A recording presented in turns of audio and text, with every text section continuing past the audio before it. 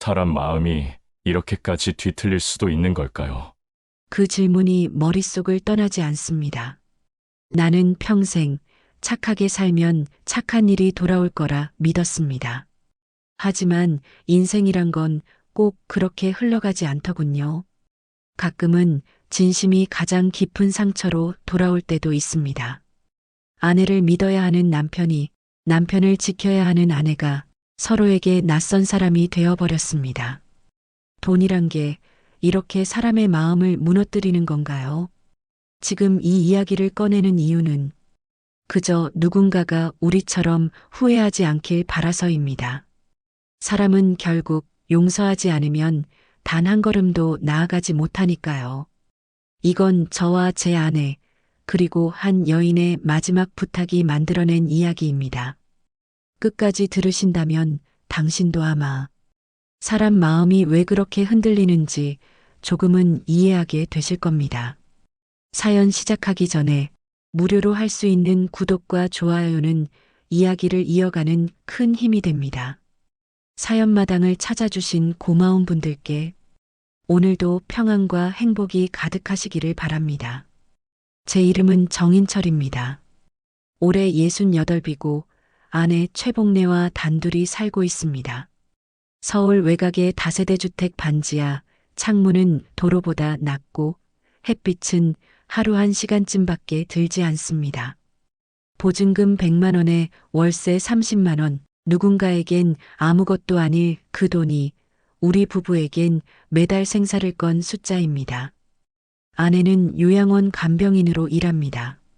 일은 고되고 급여는 적지만 그나마 정기적으로 월급이 들어오는 건 그 일뿐입니다. 저는 은퇴 후 막노동으로 생계를 잇습니다. 서로 몸이 망가져도 병원에 갈 엄두는 못 냅니다. 그게 우리 삶의 구조입니다. 그날도 평범하게 시작됐습니다. 아내는 새벽 5시에 일어나 밥을 지었습니다.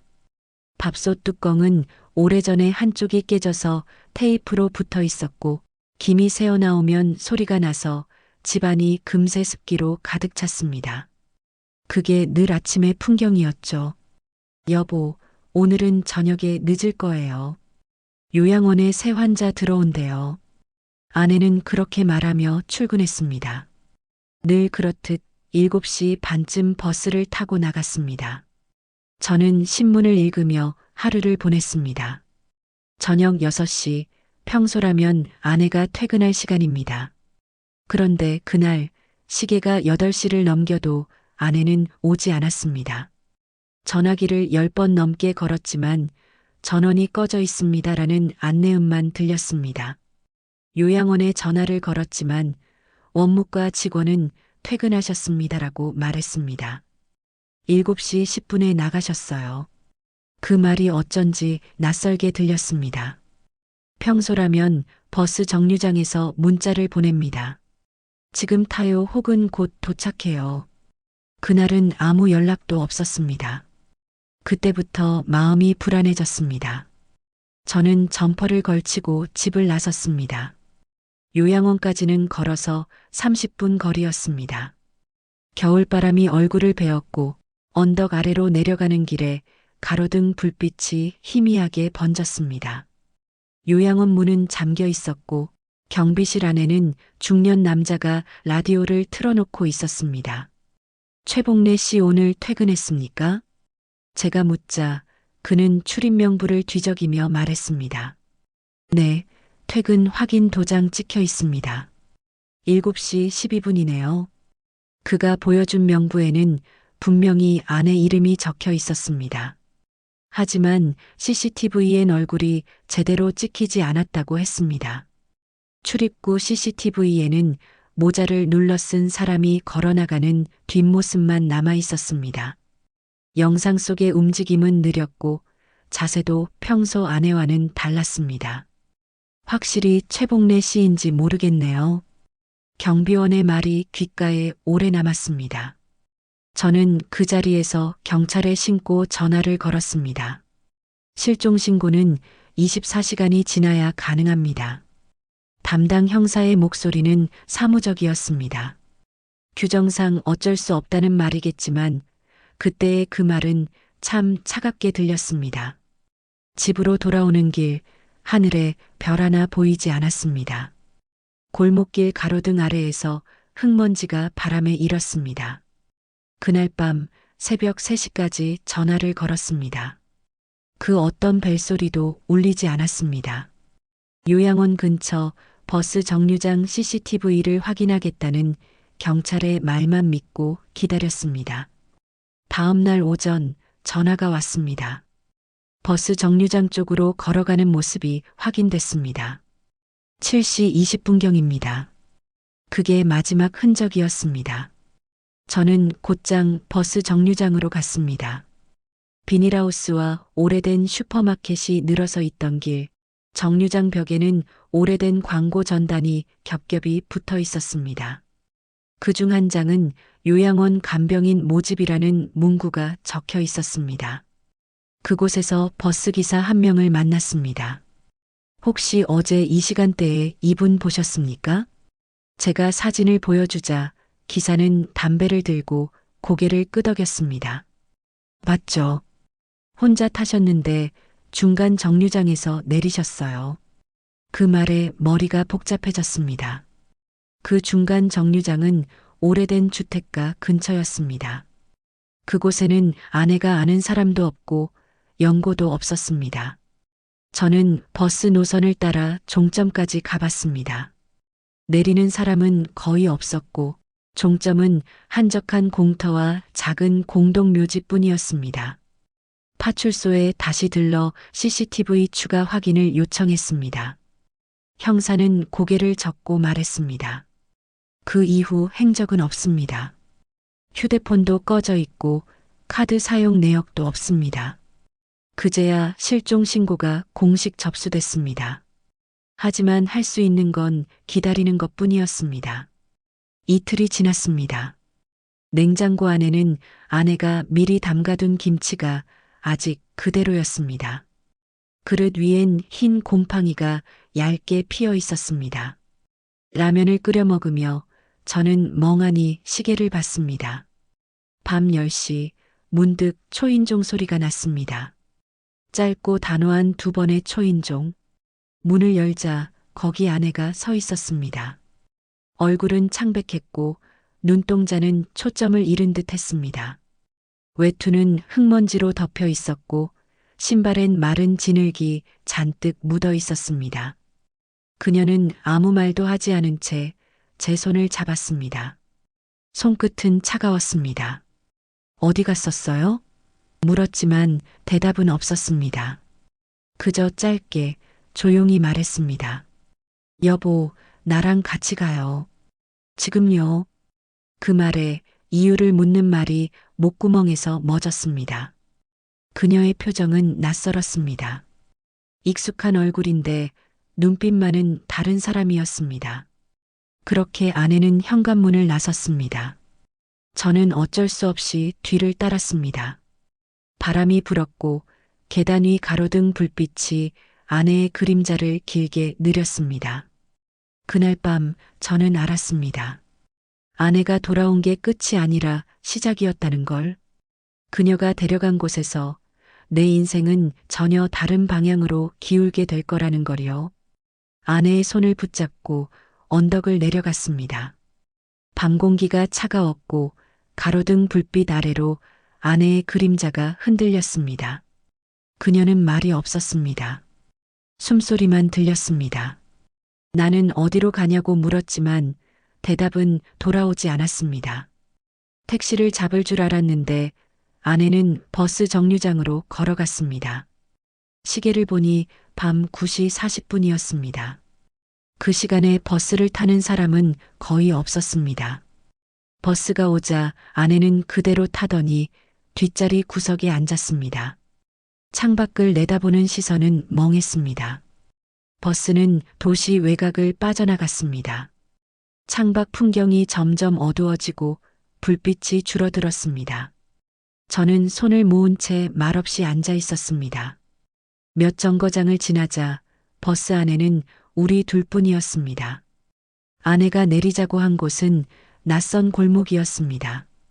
버스에서 내리니 찬바람에 흙먼지가 일었습니다. 가로등 하나 없는 길을 따라가자 허름한 2층 양옥이 나타났습니다. 입구엔 작은 상가 간판이 걸려 있었지만 불은 꺼져 있었습니다.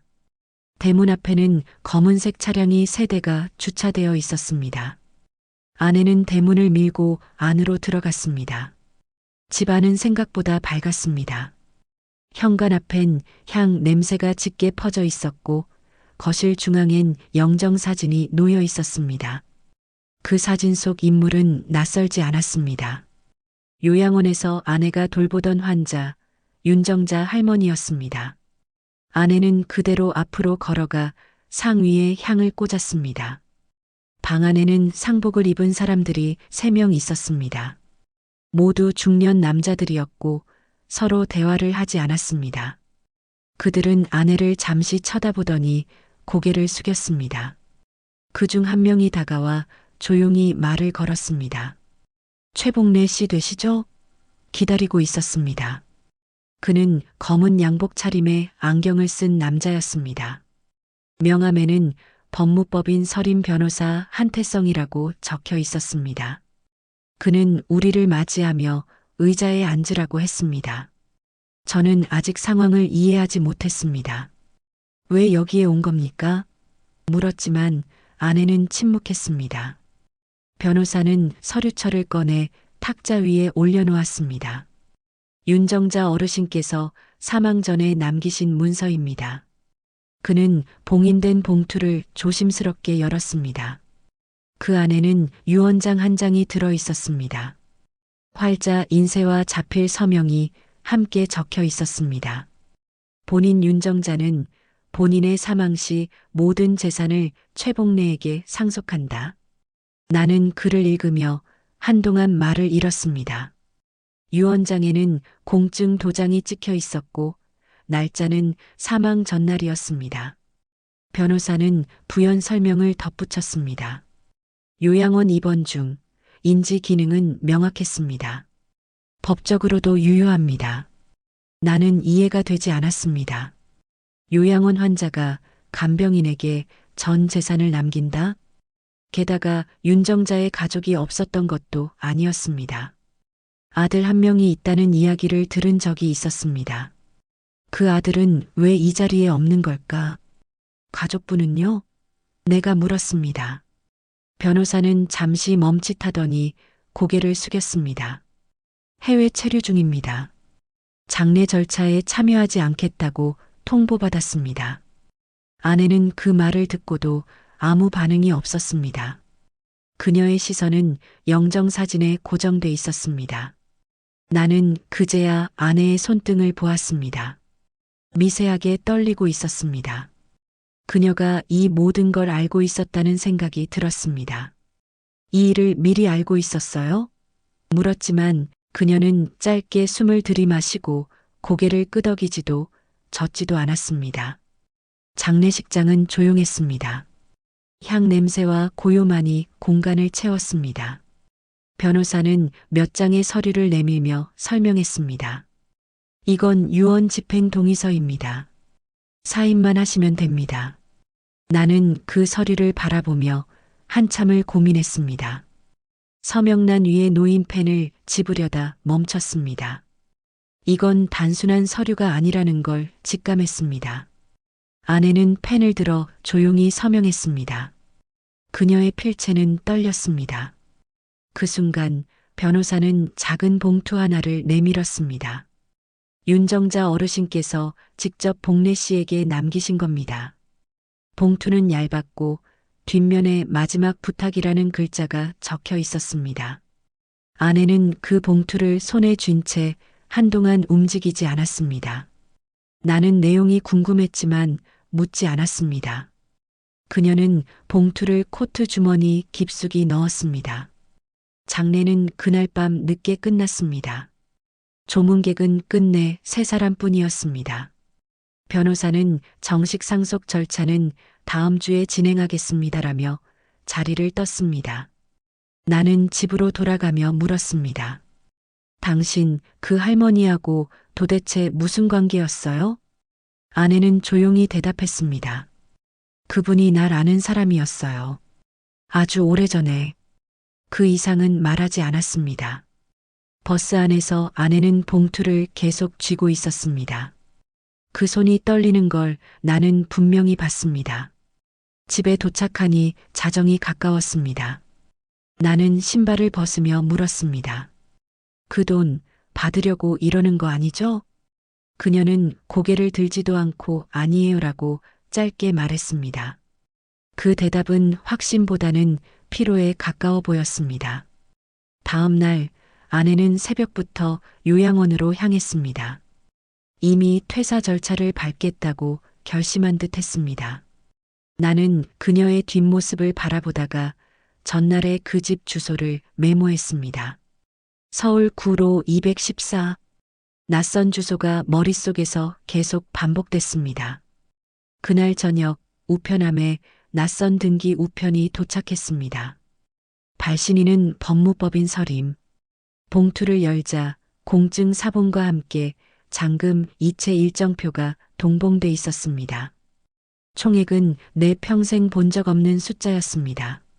억 단위의 금액이 아내 앞으로 입금될 예정이었습니다. 나는 그제야 깨달았습니다. 그날 밤 아내가 날 데려간 이유는 단순히 장례에 참석하기 위해서가 아니었다는 거요. 그녀는 이미 모든 걸 알고 있었습니다. 윤정자의 죽음 유언, 그리고 자신에게 돌아올 거대한 재산까지. 나는 그 순간부터 우리가 살아온 세상이 조금씩 어긋나기 시작한 걸 느꼈습니다. 윤정자 할머니 장례가 끝난 지 사흘째 되는 날이었습니다. 그날 오전 은행에서 전화 한 통이 걸려왔습니다. 최복래님 명의로 대규모 입금이 예정되어 있습니다. 본인 확인을 위해 연락드렸습니다. 전화를 받은 사람은 아내였습니다. 그녀는 짧게 예, 알고 있습니다라고 답했습니다. 나는 그 대화를 옆에서 들었습니다. 수화기 너머로 들린 목소리는 차분했지만 아내의 손끝이 미세하게 떨리고 있었습니다. 전화를 끊자마자 나는 물었습니다. 진짜로 돈이 들어온다는 거요? 아내는 고개를 천천히 끄덕였습니다. 유언장에 적힌 그대로 진행된대요. 다음 주 월요일에 이체된다네요. 그녀는 덧붙이지 않았습니다. 나는 잠시 아무 말도 하지 못했습니다. 그저 밥상 위에 놓인 전기밥솥을 멍하니 바라봤습니다. 밥솥 위에 먼지가 유난히 눈에 띄었습니다. 억이라는 단어가 머릿속에서 맴돌았습니다. 이 작은 방 안에 그런 돈이 들어온다는 게 믿기지 않았습니다. 그 돈이 우리 삶을 바꿀 수 있다는 생각이 스쳤지만 동시에 이유를 알 수 없는 불편함이 가슴을 눌렀습니다. 아내는 전날 받은 봉투를 서랍 안에 넣어두었습니다. 한 번도 열어보지 않았습니다. 저는 그 봉투가 신경 쓰였지만 일부러 묻지 않았습니다. 그녀의 표정이 달라져 있었기 때문입니다. 어디선가 결심이 굳은 사람의 얼굴이었습니다. 그날 밤 집 전화가 울렸습니다. 번호를 보니 아들이었습니다. 아버지, 뉴스 봤어요? 간병인이 환자 재산 물려받은 사건 말이에요. 나는 대답을 망설였습니다. 그게 우리 어머니 얘기 아니에요? 순간 심장이 철렁 내려앉았습니다.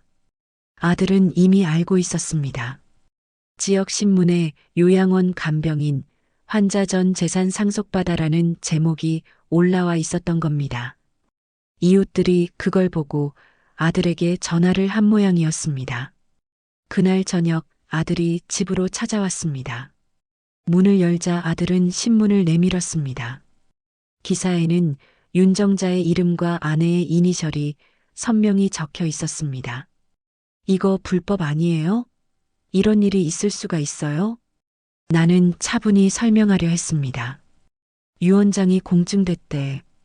변호사가 다 확인했어. 하지만 아들은 듣지 않았습니다. 아버지는 세상 물정 너무 모르세요. 치매 환자가 유언장 쓴다고요? 그 말에 나는 목소리를 낮췄습니다. 확실히 정신이 또렷했대.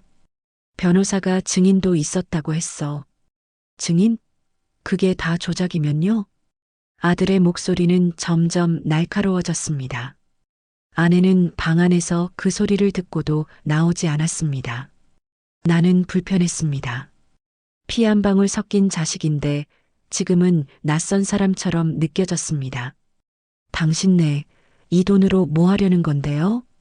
그가 그렇게 묻고 나서야 아내가 방문을 열었습니다. 그 돈 내 거 아니야. 할머니가 맡긴 거예요. 짧은 한마디였습니다. 아들은 비웃듯 코웃음을 쳤습니다. 맡긴 거요? 웃기네요. 다들 그렇게 말해요. 아내는 더 말하지 않았습니다. 대신 봉투를 꺼내 식탁 위에 올려두었습니다. 이거 할머니가 남긴 편지래요. 근데 난 아직 못 읽었어. 아들은 봉투를 잡으려 했지만 아내가 손으로 막았습니다. 읽지 마. 이건 내 몫이에요. 짧은 침묵이 흘렀습니다. 아들은 고개를 흔들고 밖으로 나갔습니다. 문이 닫히자 방 안은 고요해졌습니다. 나는 아내를 바라봤습니다. 그녀의 눈빛은 흔들리지 않았습니다. 다음 날 집 앞에 기자가 찾아왔습니다. 최복래 씨 맞으시죠? 윤정자 유산 관련해서 질문이 있습니다. 아내는 대답하지 않고 문을 닫았습니다. 그날 저녁 뉴스에 아내 얼굴이 개 처리된 화면이 나왔습니다. 요양원은 간병인 유언 상속 관련 내부조사 착수라는 공지를 냈습니다. 며칠 뒤 아들이 다시 찾아왔습니다. 이번엔 혼자가 아니었습니다. 정장을 입은 남자 한 명이 함께였습니다. 이분 우리 회사 법무팀이에요. 법적으로 확인하려고 왔어요. 그는 노트북을 꺼내 들었습니다.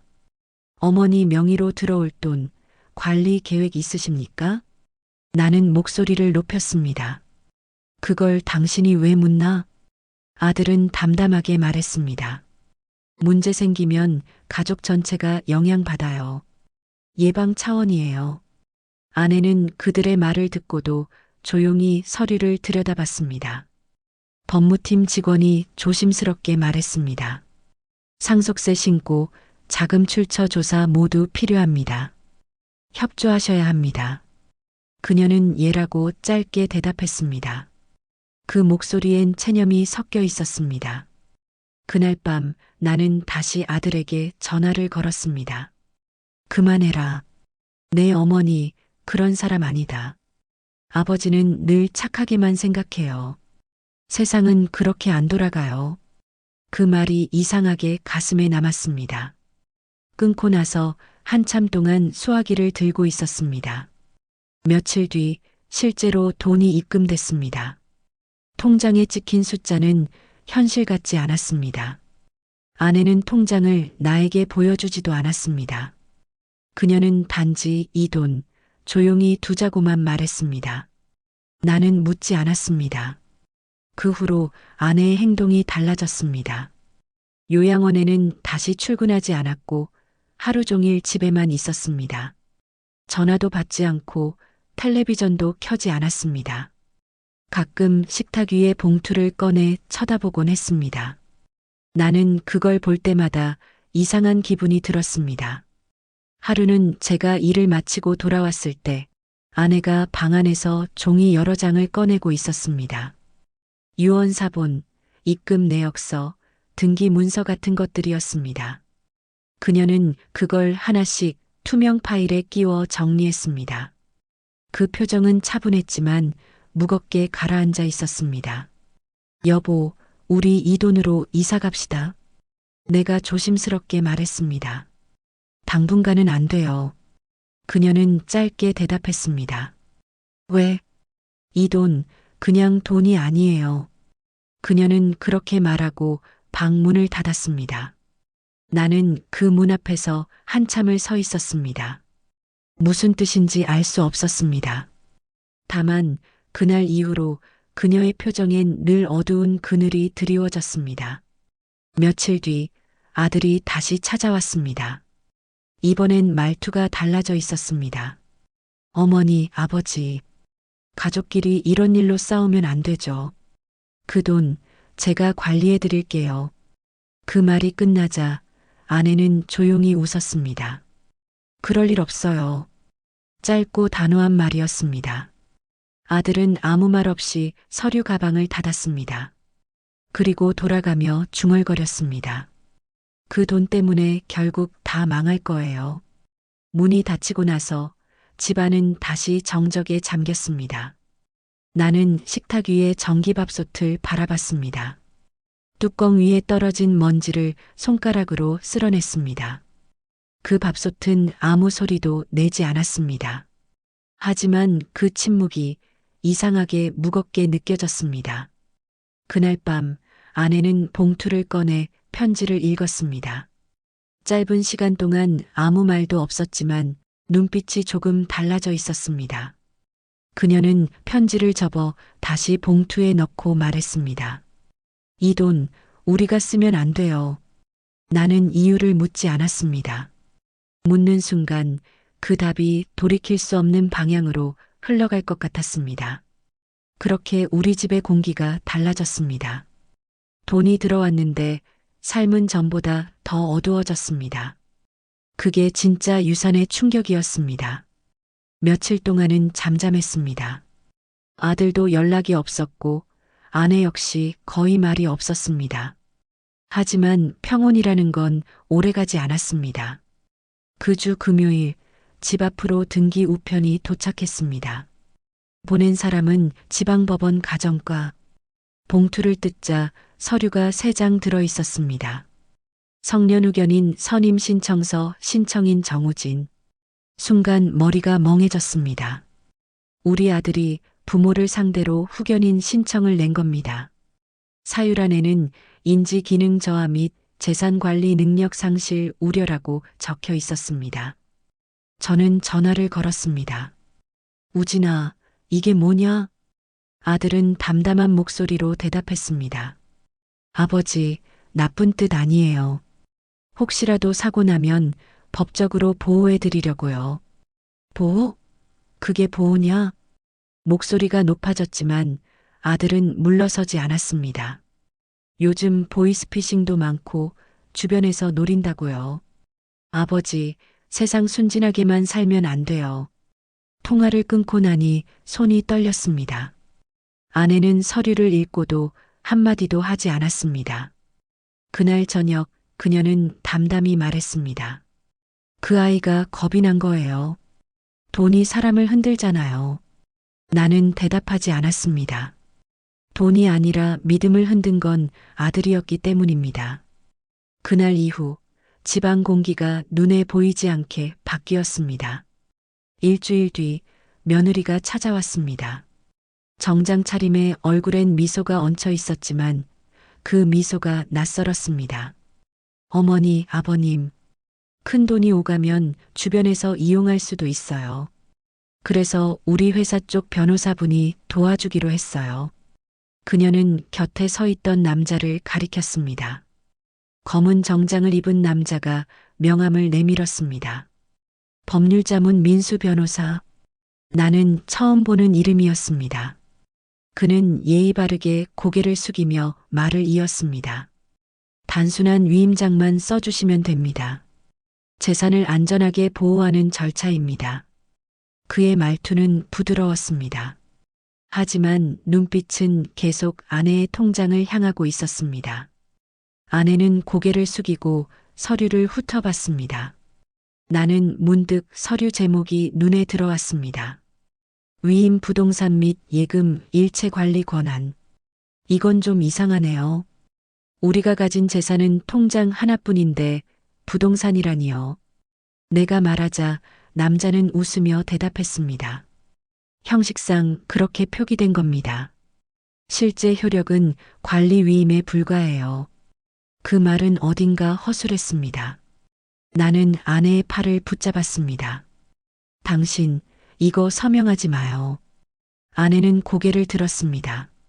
그녀의 눈빛에는 피로와 갈등이 섞여 있었습니다. 괜찮아요. 복잡하게 만들고 싶지 않아요. 그녀는 펜을 들여다보다가 멈췄습니다. 그리고 천천히 펜을 내려놓았습니다.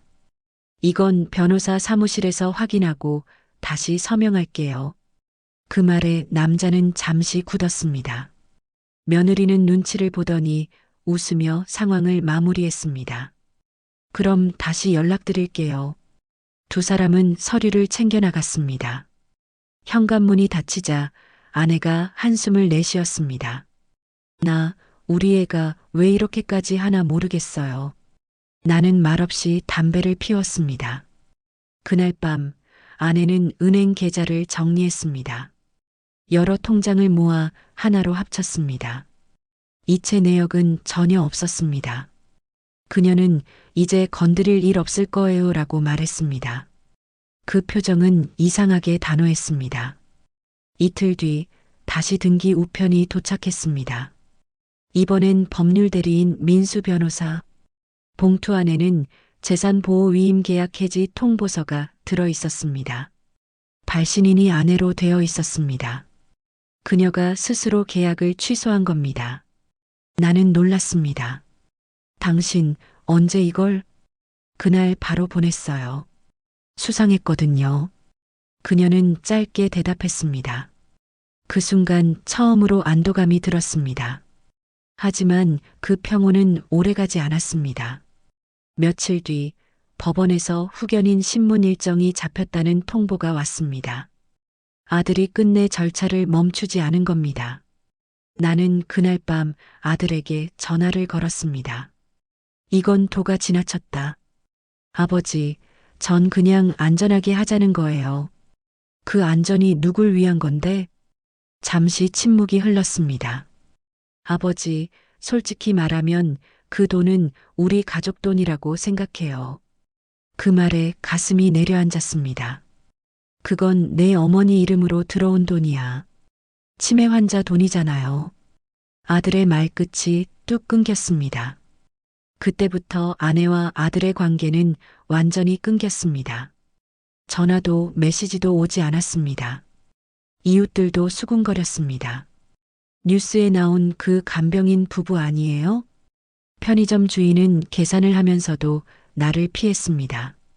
요양원에서 연락이 왔습니다. 조사 끝났습니다. 법적 문제는 없어요. 하지만 복귀는 어렵습니다. 아내는 고개를 숙였습니다. 괜찮아요. 이제 다른 일 찾으면 되죠.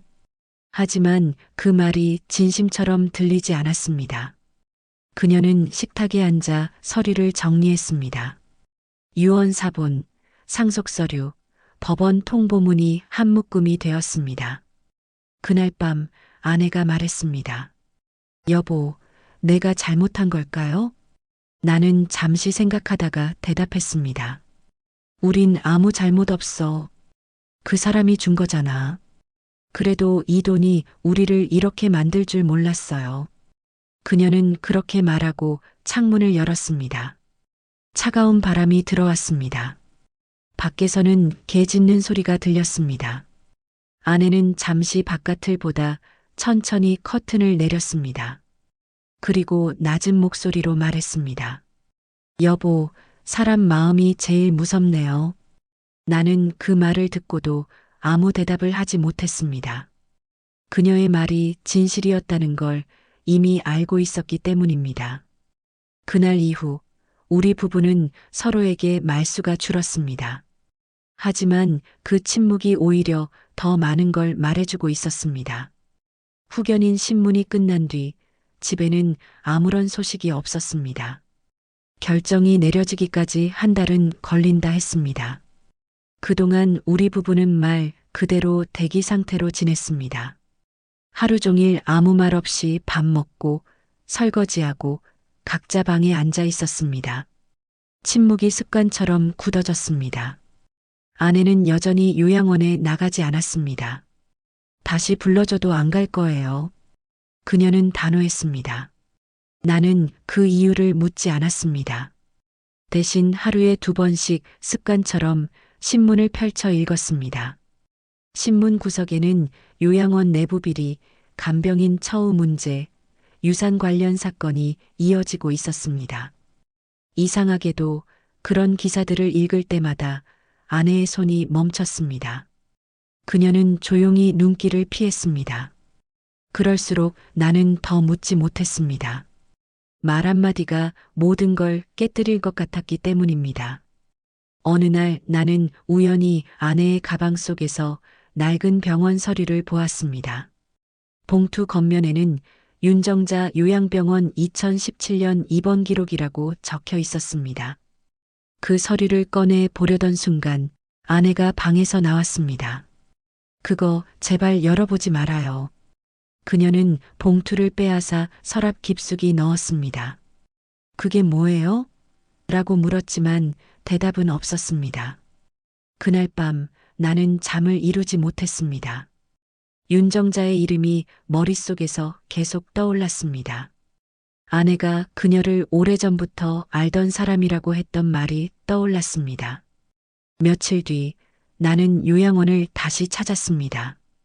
퇴근 후 어둑한 시간이라 직원들이 많지 않았습니다. 오래 알고 지내던 간호사 한 명이 나를 알아보고 인사했습니다. 아이고, 정인철 어르신. 복래 씨는 잘 지내세요? 나는 잠시 머뭇거리다 물었습니다. 윤정자 어르신 기억하시죠? 그녀는 고개를 끄덕였습니다. 그럼요. 복래 씨가 제일 많이 챙겼죠. 다른 직원들은 힘들다고 맡기지도 않으려 했는데 그분은 유난히 복래 씨만 찾았어요. 그 말에 나는 귀를 기울였습니다. 이상하게도 치매가 심해질수록 복래 씨 이름만 기억하셨거든요. 혹시 두 사람 예전부터 아는 사이였을까요? 간호사는 잠시 생각하다가 고개를 기울였습니다. 글쎄요, 할머니가 가끔 그런 말은 했어요. 복래가 날 알아보니 다행이야라고. 그녀는 그 말을 남기고 바쁘게 자리를 떴습니다. 나는 요양원 마당 벤치에 앉아 그 말을 곱씹었습니다. 복래가 날 알아본다. 이건 단순한 우연이 아니었습니다. 어딘가에서 두 사람은 이미 얽혀 있었던 겁니다. 집으로 돌아오자 아내는 식탁 위에 앉아 있었습니다. 방금 전까지 울었던 건지 눈가가 붉었습니다. 누가 왔어요? 아니요. 짧은 대답이 전부였습니다. 식탁 위엔 윤정자의 사진 한 장이 놓여 있었습니다. 그 사진은 내가 예전에 서랍에서 본 것과 같은 것이었습니다. 젊은 시절의 윤정자, 그리고 그 옆에 서 있는 아내. 아내는 그 사진을 조용히 바라보고 있었습니다. 나는 다시 물었습니다. 이 사진 언제 찍은 거예요? 20살 때예요. 그녀의 목소리가 낮게 깔렸습니다. 그분 예전에 우리 집 주인이었어요. 집 주인? 내가 시집 오기 전에 하숙하던 집이요. 그때 그분이 내게 밥도 해주고 옷도 주던 사람이었어요.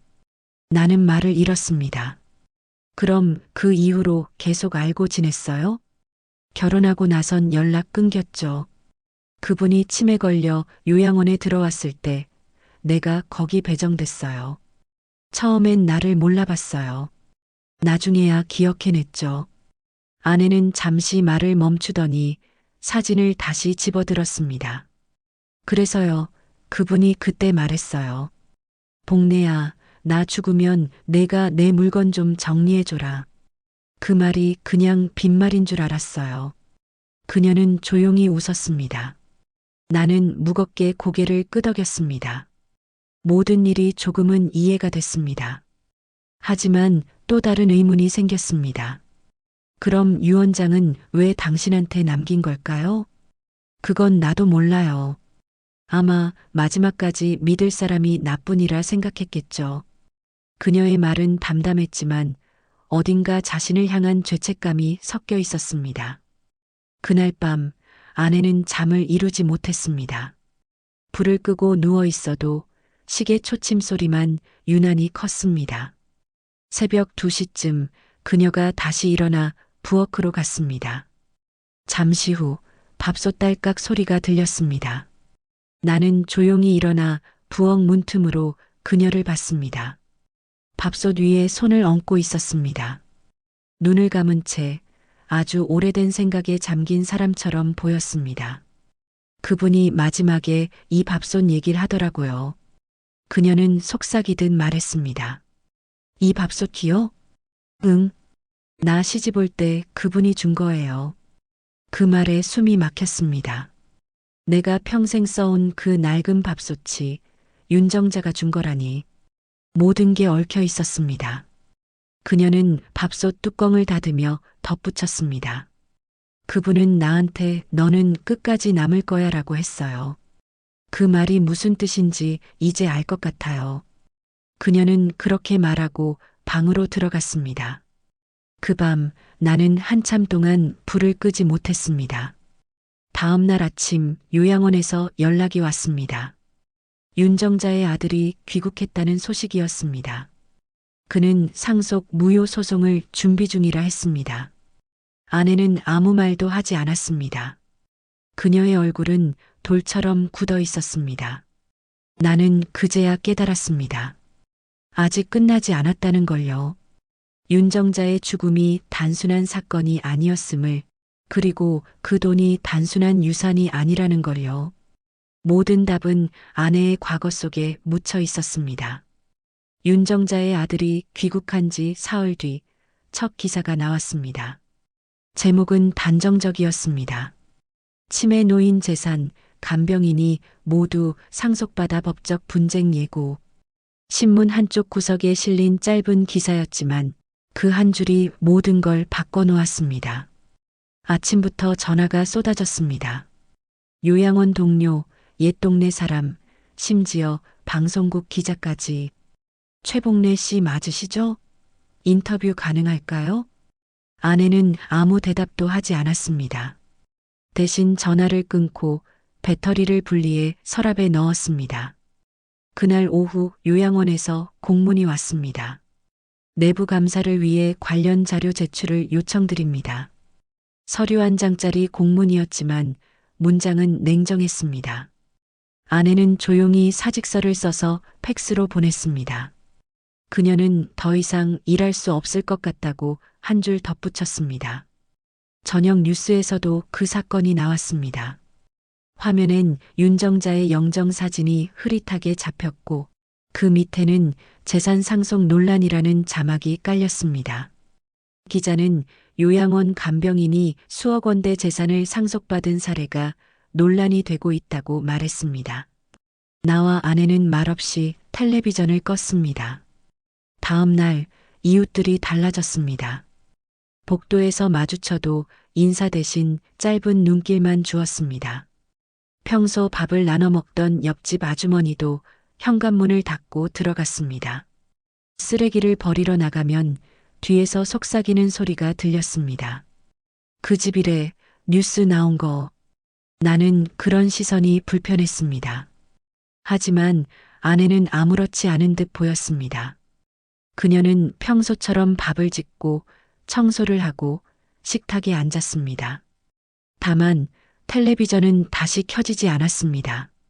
세상이 우리를 바라보는 시선이 점점 좁아지고 있었습니다. 그 주 주말 요양원 감사팀이 직접 찾아왔습니다. 3명의 조사관이 집 안으로 들어왔습니다. 최복래 씨 맞으시죠? 윤정자 어르신 관련 기록 확인차 왔습니다. 아내는 준비해둔 서류를 꺼내 차례로 내밀었습니다. 출퇴근 기록, 근무일지, 의사소견서 사본까지. 조사관들은 서류를 넘기며 몇 가지 질문을 던졌습니다. 윤정자 어르신이 유언장을 작성할 당시 인지 기능이 명확했습니까? 네, 담당 의사가 확인했어요. 직접 목격하셨습니까? 아니요. 저는 그날 병실 밖에 있었어요. 짧은 대화가 끝나자 조사관 중 한 명이 말했습니다. 결과는 본사에 보고 후 통보드리겠습니다. 그들은 아무 말 없이 자리를 떠났습니다. 현관문이 닫히자 아내가 깊게 숨을 내쉬었습니다. 그 사람들도 믿지 않겠죠. 며칠 뒤 요양원은 공식 입장문을 냈습니다. 법적 문제 없음. 그러나 내부관리 미흡에 대해 유감 표명. 내용은 중립적이었지만 여론은 그렇게 움직이지 않았습니다. 댓글에는 비난이 쏟아졌습니다. 노인 등쳐먹은 간병인. 도둑이네. 아내는 휴대폰을 다시 꺼냈다가 결국 완전히 전원을 껐습니다. 그만 보세요. 내가 말하자 그녀는 고개를 끄덕였습니다. 그날 이후 집 전화도 울리지 않았습니다. 누군가 찾아올까봐 현관문을 2번씩 잠갔습니다. 이웃들이 흘끗거리는 시선보다 아무도 오지 않는 정적이 더 무거웠습니다. 그러던 어느 날 구청 직원이 집으로 찾아왔습니다. 혹시 재산세 주소지 변경 신고하셨나요? 나는 놀라며 대답했습니다. 아니요, 그런 거 한 적 없어요. 직원은 고개를 끄덕이며 떠났지만 불길한 예감이 들었습니다. 며칠 뒤 은행에서 우편이 도착했습니다. 계좌 정지 안내장이었습니다. 명의자 실명 확인 절차 필요. 상속 관련 분쟁 중 일시 보류. 나는 그제야 아들이 움직였다는 걸 직감했습니다. 그가 우리 통장을 법원에 제출한 겁니다. 아내는 그 종이를 가만히 접었습니다. 이제 정말 끝났네. 그녀의 목소리는 담담했지만 눈빛은 텅 비어 있었습니다. 나는 억울했습니다. 당신은 아무 잘못 없어. 그 사람 뜻대로 한 건데 왜 이렇게 돼야 해? 세상은 뜻보다 소문을 믿어요. 그녀가 조용히 말했습니다. 그게 무서운 거예요. 진실보다 빨리 퍼지니까. 나는 그 말에 아무 대답도 할 수 없었습니다. 그녀가 옳았습니다. 다음 날 나는 신문을 접다가 낯익은 이름을 발견했습니다. 윤정자 유산 분쟁, 아들 귀국 후 소송 착수. 기사는 이미 재판이 예고된 것처럼 쓰여 있었습니다. 마치 결과가 정해진 일처럼. 그 순간 이 싸움이 이제 개인의 문제가 아니라는 걸 실감했습니다. 밤이 되자 아내는 다시 봉투를 꺼냈습니다. 윤정자가 남긴 그 편지. 조심스럽게 펼친 종이 위에는 짧은 문장이 적혀 있었습니다. 복래야, 이 돈으로 외로운 사람 하나라도 살려줘. 그녀는 종이를 접으며 말했다. 이게 전부예요. 유언장보다 이게 더 무거워요. 나는 그 말을 듣고 고개를 숙였습니다.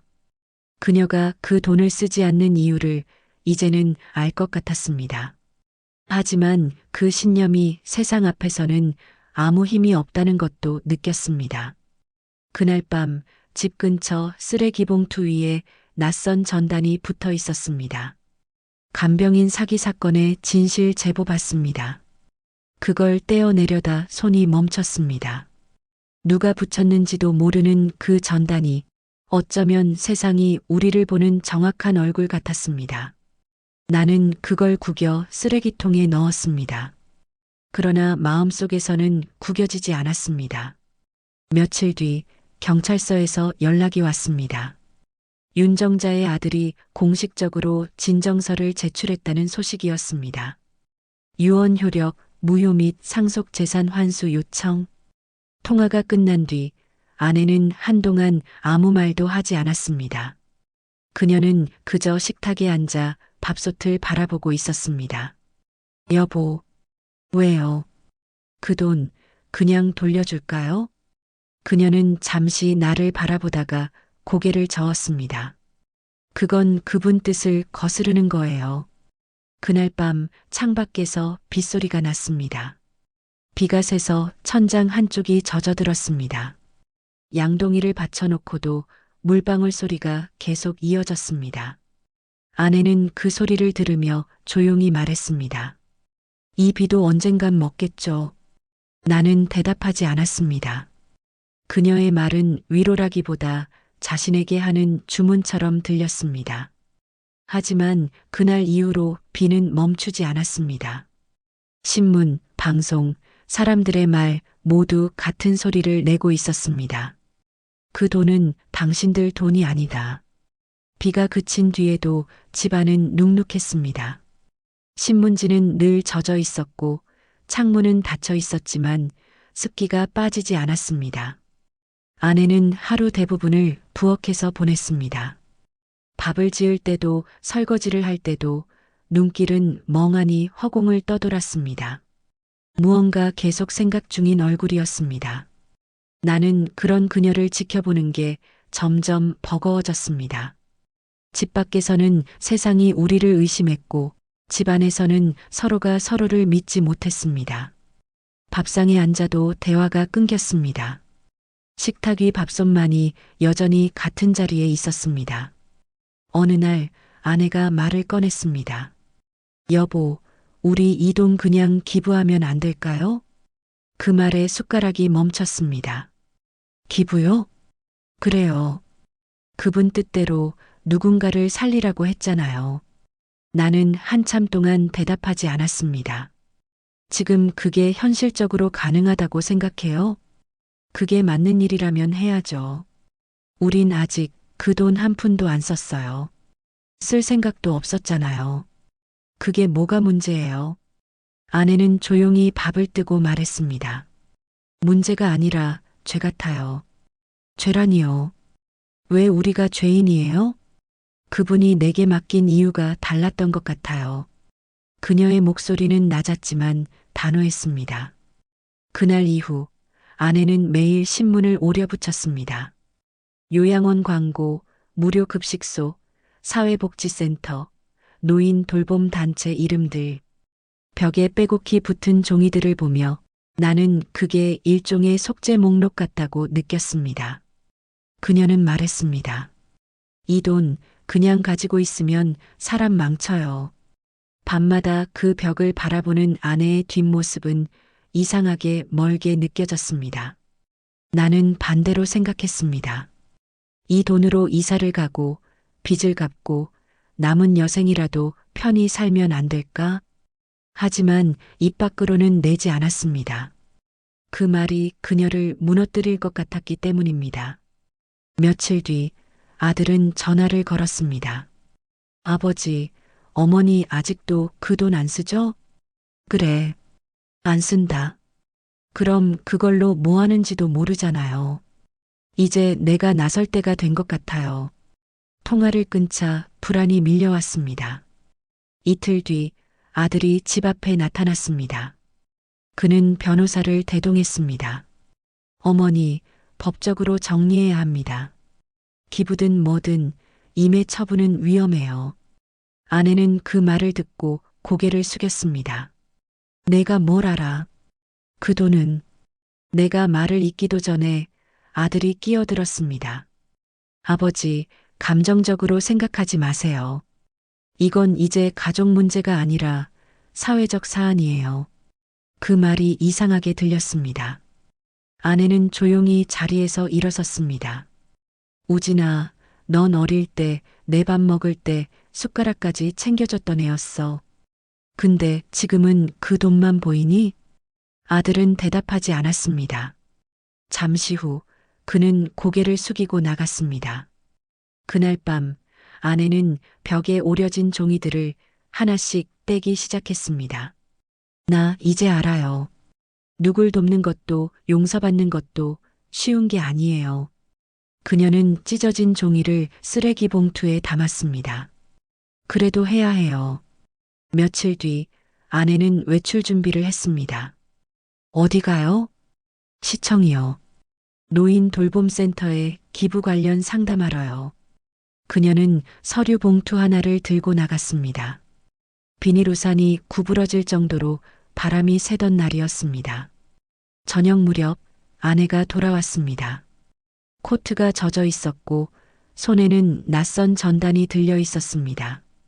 사기 의혹 간병인, 경찰 수사 착수, 전단 속 흐릿한 얼굴이 아내였습니다. 그녀는 말없이 전단을 찢었습니다. 그만두자 여보. 내가 말했습니다. 기부도 선의도 지금은 아무 의미 없어요. 지금은 그냥 우리만 버텨야 해요. 아내는 눈을 감았습니다. 그 말이 더 무서워요. 버티기만 하다간 결국 우리도 저 사람들처럼 될 거예요.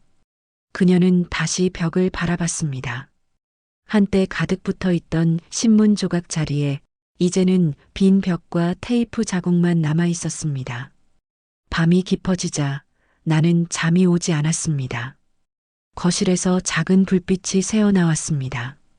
아내가 봉투를 꺼내고 있었습니다. 윤정자가 남긴 편지를 다시 꺼내 펼치더니 작은 목소리로 읽었습니다. 이 돈으로 혼자 살지 말고 누군가를 살려라. 그녀는 종이를 접고 천천히 내 쪽을 바라봤습니다. 여보, 이 말 어떻게 해석해야 할까요? 나는 아무 말도 하지 못했습니다.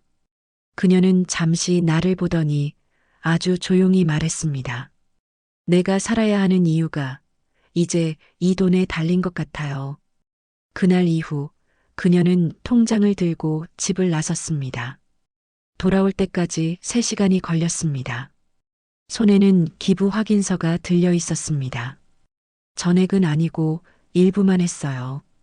그녀는 피곤한 얼굴로 미소를 지었습니다. 나는 확인서를 바라봤습니다. 정순복지재단 후원금 접수 2천만 원. 그날 밤 나는 한참 동안 잠을 이루지 못했습니다. 불이 꺼진 거실에서 밥솥이 조용히 식고 있었습니다. 그 안에 남은 밥이 천천히 굳어가는 걸 바라보며 생각했습니다. 이건 아마도 시작일 거라고. 그녀의 결심이, 그리고 우리가 감당해야 할 새로운 싸움이. 아내가 일부 기부를 마친 지 일주일이 지나던 날이었습니다. 그날 오후 법원에서 등기우편이 도착했습니다. 상속 무효소송 원고 윤정자 아들 윤성재, 공동 참가인 정우진. 서류를 읽는 순간 손끝이 차가워졌습니다. 우리 아들이 상대 측 편에 섰던 겁니다. 우진이가 그쪽 편에? 내가 중얼거리자 아내는 고개를 숙였습니다. 그의 돈이 걸린 일이잖아요. 그녀의 목소리는 담담했지만 눈빛은 깊게 가라앉아 있었습니다. 나는 손에 쥔 서류를 찍고 싶은 심정이었습니다. 며칠 뒤 변호사 사무실에서 첫 조정 일정이 잡혔습니다. 법정까지 갈 필요는 없다고 했습니다. 하지만 나는 알고 있었습니다. 이런 일은 한번 시작되면 끝까지 가게 되어 있다는 걸. 그날 밤 아내는 한마디도 하지 않았습니다. 첫 조정일 법원 안회의실에는 3사람이 앉아 있었습니다. 윤정자의 아들, 그의 변호사, 그리고 내 아들. 우진은 검은 정장 차림으로 앉아 있었습니다. 눈은 피곤해 보였고 손끝은 떨리고 있었습니다. 하지만 나를 보지 않았습니다. 조정관이 말을 이었습니다. 유언장 진위와 상속의 법적 효력을 두고 양측이 합의 가능한지를 묻겠습니다. 윤정자의 아들이 냉정하게 말했습니다. 치매 환자가 남긴 문서가 법적으로 유효할 리 없습니다. 아내는 짧게 대답했습니다. 그분은 마지막까지 제 이름을 기억하셨어요. 조정관은 중립적으로 끼어들었습니다. 법적으로 입증할 자료가 있습니까? 아내는 봉투 하나를 꺼냈습니다. 그 안엔 윤정자가 직접 쓴 편지 사본이 들어 있었습니다. 이건 마지막에 저한테 준 거예요. 조정관이 편지를 읽었습니다. 복내야, 나는 내 눈으로 보고 결정한다. 너처럼 나를 끝까지 사람으로 대해준 이는 없었어. 내가 가진 게 얼마든 너한테 주는 게 가장 옳다고 믿는다. 짧은 문장이었지만 그 방의 공기를 바꾸어 놓았습니다. 윤정자의 아들은 잠시 말을 잃었습니다. 그는 편지를 뚫어지게 보다가 자리에서 일어났습니다. 이건 감정에 호소하는 문서일 뿐이에요. 우진이 그 말을 받았습니다. 맞아요. 법적으로 아무 효력 없습니다. 그 목소리는 낯설었습니다. 나는 그 순간 아들이 나와 다른 세계 사람이 된 것 같았습니다. 회의가 끝나자 조정관은 결론을 미뤘습니다. 합의 불성립, 정식 소송으로 이관. 밖으로 나오자 하늘은 잿빛이었습니다. 며칠 뒤 우진이 혼자 찾아왔습니다. 퇴근길이었는지 셔츠가 구겨져 있었고 얼굴은 헬쑥했습니다. 어머니, 아버지, 이건 감정 문제 아니에요. 그는 앉지도 않은 채 말했습니다. 윤정자 아들 쪽에서 제안했어요. 소송 끝나면 일부 보상금 지급하겠다고. 나는 분노가 치밀었습니다. 그 돈 때문에 내가 우리를 팔아넘긴 거냐? 아버지, 그게 아니라. 아니면 뭐야? 정의감인가? 내가 정의라는 말을 알아? 내가 목소리를 높이자 아내가 손을 들었습니다. 그만해요. 짧은 한마디였지만 단호했습니다. 아내는 우진을 바라봤습니다. 너 그 돈 받아도 괜찮겠어? 우진은 대답하지 않았습니다. 그저 시선을 피하며 나갔습니다. 그날 밤 아내는 식탁에 앉아 말했습니다. 우진이 결국 무너질 거예요. 그녀는 담담했습니다. 그 아이는 지금 옳고 그름보다 이겨야 한다는 생각에 사로잡혀 있어요. 나는 그 말을 믿고 싶지 않았습니다. 며칠 후 진짜로 일이 터졌습니다. 우진이 근무하던 회사에서 금전거래 관련 징계위원회 회부 공지가 떴습니다. 윤정자 아들로부터 받은 계약금이 회사 내부 계좌로 들어갔다는 사실이 드러난 겁니다. 기사까지 났습니다. 상속 분쟁에 연루된 회사원, 금품 수수 의혹. 나는 신문을 손에 쥐고 한참 동안 움직이지 못했습니다. 전화벨이 울렸습니다. 우진이었습니다. 아버지, 나 좀 도와줘요. 그 목소리는 완전히 달라져 있었습니다. 무슨 짓을 한 거냐? 그게 그렇게 큰 돈인 줄 몰랐어요. 그냥 도와달라 해서. 목소리가 떨렸습니다. 회사에서 조사 들어왔어요. 아버지, 나 어떻게 해야 돼요? 나는 대답하지 못했습니다. 그날 저녁 아내가 경찰서 앞에 갔습니다. 우진이 조사를 받는 동안 나는 차 안에서 기다렸습니다. 창밖에는 기자들이 카메라를 들고 서 있었습니다. 그들의 표정에는 연민도 분노도 없었습니다. 그저 또 다른 기사거리를 기다리는 눈빛이었습니다. 한참 뒤 아내가 나왔습니다. 끝났어요. 자백했대요. 그녀는 평소보다 더 늙어 보였습니다. 그의 처음엔 윤정자 아들 쪽에서 접근했다네요. 대신 서류 몇 개만 내주면 5천만 원 준다고. 나는 말문이 막혔습니다. 그 애가 그 돈 받았대요? 받았대요. 근데 그게 회사 계좌로 들어가면서 다 들통났대요. 아내는 고개를 숙였습니다. 결국 자기 발로 무너진 거예요. 그날 밤 집으로 돌아와도 잠이 오지 않았습니다. 거실에 불을 켜고 앉아 있자 아내가 조용히 말했습니다. 우리가 잘못한 게 아니라는 걸 이제야 세상이 알아주겠죠? 나는 대답하지 않았습니다. 진실은 드러났지만 그 대가가 너무 컸기 때문입니다. 며칠 뒤 신문에는 또 다른 제목이 실렸습니다. 상속 분쟁, 제3자 개입으로 무효 소송 취하.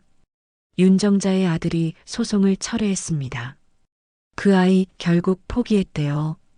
아내는 기사 한 줄을 읽으며 조용히 웃었습니다. 그 웃음은 기쁨이 아니라 씁쓸한 안도에 가까웠습니다. 모든 게 끝났네요. 그녀가 말했습니다. 나는 고개를 끄덕였지만 마음은 복잡했습니다.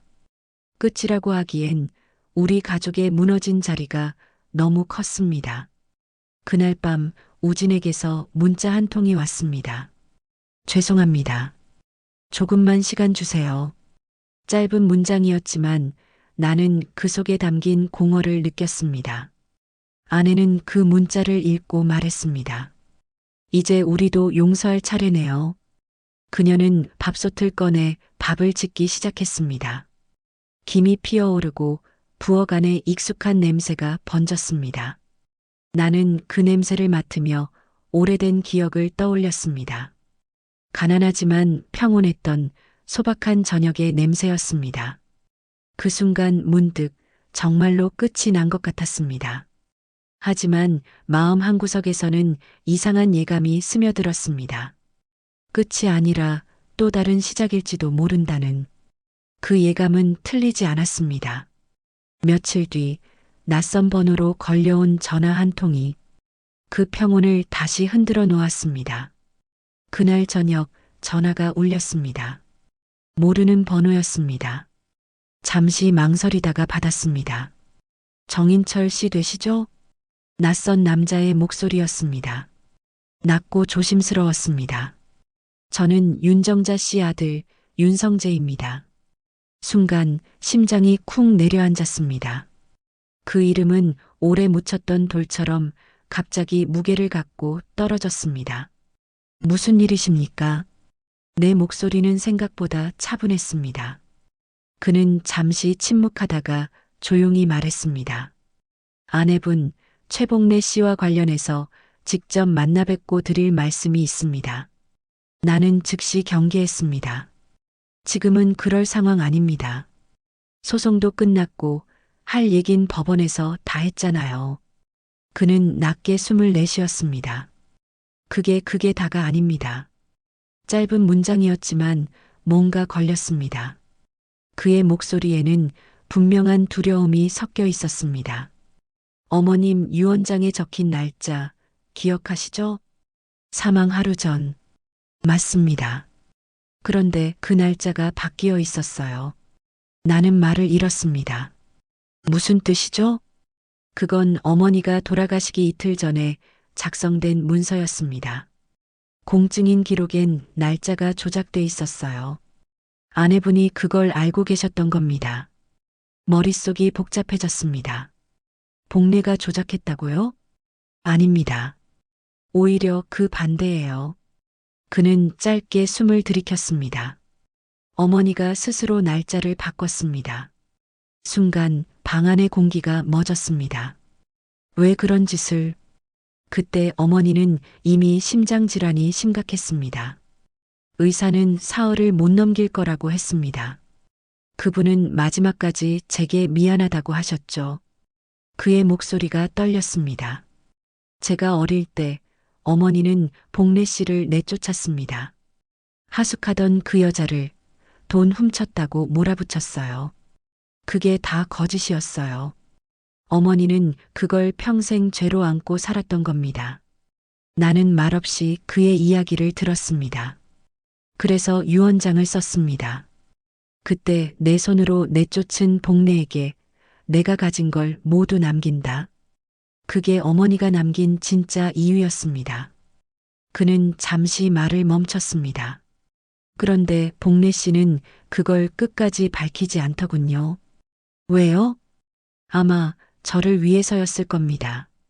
그 사실이 알려지면 제 어머니가 비난받을 테니까요. 그의 목소리가 점점 낮아졌습니다. 복래 씨는 어머니 장례식 때도 그랬습니다. 당신 어머니는 좋은 분이었어요. 원망하지 마세요. 그 말을 아직도 잊을 수가 없습니다. 잠시 정적이 흘렀습니다. 전화기 너머로 먼 숨소리만 들렸습니다. 그래서 이제는 말씀드려야 할 것 같았습니다. 진실을 덮은 사람은 저였어요. 저는 그걸 이용해서 복래 씨를 공격했죠. 복래 씨를 파괴하면 어머니의 죄도 잊을 수 있을 줄 알았습니다. 그의 목소리가 떨렸습니다. 하지만 결국 나만 망가졌습니다. 나는 천천히 물었습니다. 지금 왜 이 얘기를 하는 겁니까? 속죄하려고요. 그리고 부탁드리고 싶어서요. 그는 마지막 말을 짧게 이어갔습니다. 그분에게 어머니가 끝내 용서받길 바랐다고 전해주세요. 통화가 끝나고 나서도 한동안 휴대폰을 내려놓지 못했습니다. 아내는 거실에서 조용히 앉아 있었습니다. 그녀의 손에는 늘 그랬듯 밥솥이 놓여 있었습니다. 김이 피어오르는 대신 냉기가 가득했습니다. 나는 조용히 물었습니다. 방금 전화 왔어요. 윤정자 아들이었어요. 아내는 천천히 고개를 들었습니다. 그래요. 당신 그 일 알고 있었죠? 그녀는 잠시 침묵하다가 고개를 끄덕였습니다. 그분이 내쫓을 때 난 아무 말 못했어요. 그게 내 평생의 죄였어요. 그녀의 목소리가 흔들렸습니다. 그래서 이번엔 그분이 지고 가려던 죄까지 내가 대신 짊어졌어요. 그래서 진실을 숨겼어요? 그게 그분이 원했던 방식이었어요. 그녀는 눈을 감았습니다. 사람은 죽기 전에 자기가 저지른 일보다 용서받지 못한 일들을 더 무서워하거든요. 그녀의 목소리가 낮게 떨렸습니다. 나는 아무 말도 하지 못했습니다. 밥솥에서 김이 새어나오듯 마음속에 무언가가 천천히 식어갔습니다. 오랫동안 의심하고 억누르고 분노했던 일들이 이해로 바뀌는 순간이었습니다. 그녀는 천천히 말을 이었습니다. 여보, 이젠 됐어요. 그분도 그 아들도 다 자기 자리에 돌아갔어요. 나는 고개를 끄덕였지만 마음 한켠은 여전히 무거웠습니다. 진실이 드러나도 남는 건 상처뿐이었습니다. 아내는 조용히 봉투를 꺼내 마지막 문장을 읽었습니다. 복래야, 내가 날 용서해줘야 내가 편히 눈을 감을 수 있다. 그녀는 봉투를 접으며 미소를 지었습니다. 이제 진짜 끝났네요. 그 미소는 슬픔도 해방도 아닌 그 중간 어딘가에 있었습니다. 나는 그 얼굴을 오래 바라봤습니다. 밤이 깊어지자 밖에서 비가 다시 내리기 시작했습니다. 아내는 조용히 말했습니다. 이젠 나도 용서해야겠죠. 누굴요? 나 자신을요. 그녀는 그렇게 말하고 불을 껐습니다. 방 안은 어둡고 고요했습니다. 밖에서는 빗소리가 잦아들었고 그 대신 밥솥에 미세한 딸깍 소리가 들려왔습니다. 그 소리는 마치 오래된 기억이 닫히는 소리 같았습니다. 이 모든 일이 끝난 지도 벌써 1년이 지났습니다. 시간이 이렇게 빨리 흐를 줄 몰랐습니다. 사건이 마무리된 뒤로 우리는 조용히 살았습니다. 뉴스도 멈췄고 사람들의 입에서도 우리 이름이 사라졌습니다. 도시의 소음은 여전했지만 이제 그 안에서 우리는 익명의 한 조각이 되었습니다. 아내는 여전히 새벽에 눈을 뜹니다. 밥솥을 닦고 쌀을 씻고 밥을 짓습니다. 밥이 지어지는 동안 아무 말도 하지 않습니다. 그 소리만이 집안을 채웁니다. 딸깍, 딸깍 전기밥솥의 오래된 리듬. 예전엔 그 소리가 지긋지긋했습니다. 가난의 상징 같고 비루한 일상의 배경음 같았습니다. 하지만 지금은 다릅니다. 그 소리를 들으면 살아있다는 느낌이 듭니다. 아무 일 없던 시절의 평온이 잠시나마 되살아납니다. 아들은 지방으로 이사 갔습니다. 회사를 그만두고 작은 공장에서 일한다는 소식을 들었습니다. 한동안 연락이 끊겼다가 얼마 전 전화를 걸어왔습니다. 아버지, 어머니 잘 계시죠? 그 한마디에 목이 메었지만 애써 평범하게 대답했습니다. 그래, 다 괜찮다. 그는 아직 완전히 우리 곁으로 돌아오진 않았습니다. 하지만 목소리에는 예전과 다른 온기가 있었습니다. 아내는 그 전화를 끊고 한참 동안 아무 말 없이 창밖을 바라봤습니다. 그래도 결국 자기 자리로 돌아가는 거네요. 그녀는 그렇게 말하며 천천히 웃었습니다. 윤정자의 아들은 한 달 전 고향 근처 요양원에 어머니 묘비를 새로 세웠다고 했습니다. 신문 기사 한 줄로 짧게 실렸습니다. 유산 분쟁 당사자, 어머니의 이름 복원하다. 나는 그 문장을 여러 번 읽었습니다. 그 역시 자기 나름의 속죄를 하고 있는 거겠지요. 세상은 이제 그 일을 잊었습니다. 하지만 우리에게는 매일이 그 사건의 연장선입니다. 아내는 가끔 말합니다. 용서라는 게 참 묘해요. 받은 사람보다 한 사람의 인생을 더 바꿔놓아요. 그녀는 예전보다 말이 적어졌습니다. 하지만 눈빛은 훨씬 단단해졌습니다. 누군가에게 빚지고 살던 시절의 복래가 아니라 누군가를 위해 자신을 내어줄 줄 아는 사람으로 변했습니다. 그 변화는 고요하지만 분명했습니다. 우리는 여전히 반지하에 삽니다. 이사를 가자는 내 제안에 그녀는 고개를 저었습니다. 여기가 좋잖아요. 세상은 위로 올라가면 다 보이지만 여긴 조용해서 마음이 보여요. 처음엔 그 말이 이해되지 않았습니다. 하지만 지금은 알 것 같습니다. 세상 위쪽은 언제나 소란스럽고 밑바닥일수록 사람의 진심이 오래 머뭅니다. 우리는 그 밑에서 겨우 서로를 붙잡고 살아가는 존재들입니다. 어느 날 아내가 밥솥을 열었습니다. 김이 올라오고 좁은 부엌이 하얗게 변했습니다. 그녀가 말했습니다. 이 밥솥, 이제 고장나면 버려야겠죠. 새 거 사면 되죠. 아니요. 그건 안 돼요. 이건 나한테 남은 마지막 약속이에요. 나는 아무 말 없이 그 밥솥을 바라봤습니다. 윤정자의 흔적, 우리의 지난 시간, 그리고 용서의 상징.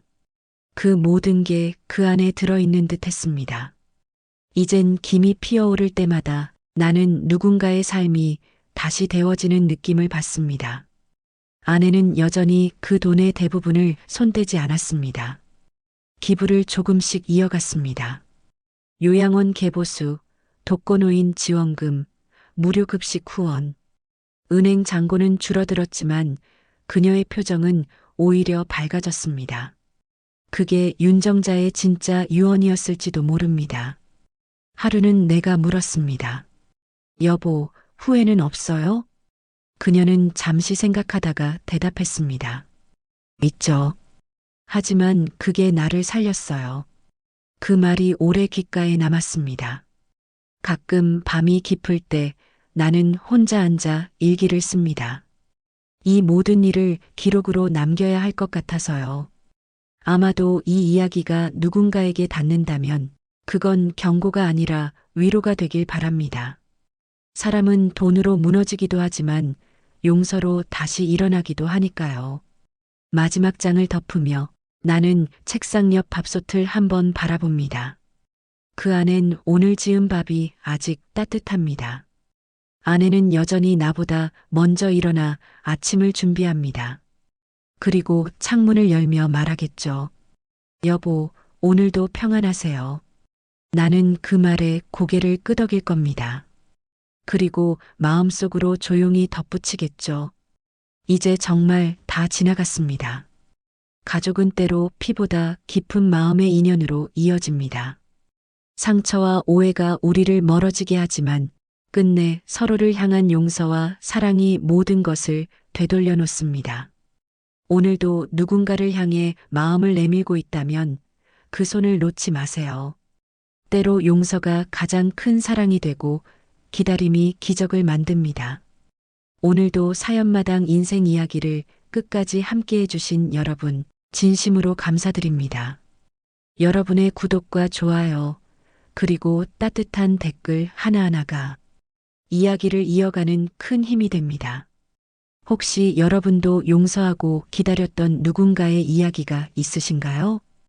혹은 세월이 흘러서야 비로소 이해하게 된 관계가 있으신가요? 그 마음을 댓글로 나눠주세요.